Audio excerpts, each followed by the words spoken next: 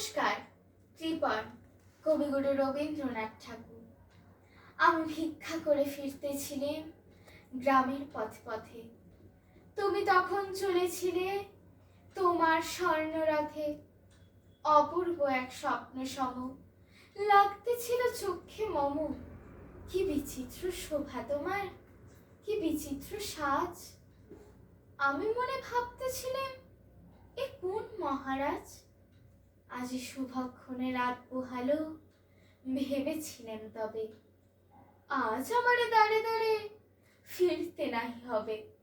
বাহির হতে নাহি হতে কাহার দেখা পেলেম পথে। চলিতে রথ ধনধান্য ছড়াবে দুই ধারে। মুঠা মুঠা কুড়িয়ে নেব নেব ভারে ভারে।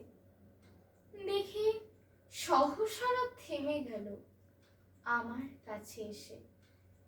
আমার মুখপানে চেয়ে নামতে তুমি হেসে।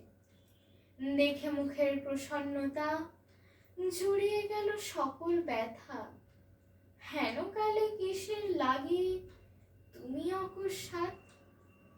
আমায় কিছু দাও গো বলে বাড়িয়ে দিলে হাত। মোরে এ কি কথা রাজাধিরাজ, আমায় দাও গো কিছু। শুনে ক্ষণকালের তরে রইনু মাথা নিচু। তোমার কি ভাব আছে ভিখারি ভিক্ষুকের কাছে। এ কেবল কৌতুকের বশে আমায় প্রবঞ্চনা। ঝুলি হতে দিলেন তুলে একটি ছোট কণা।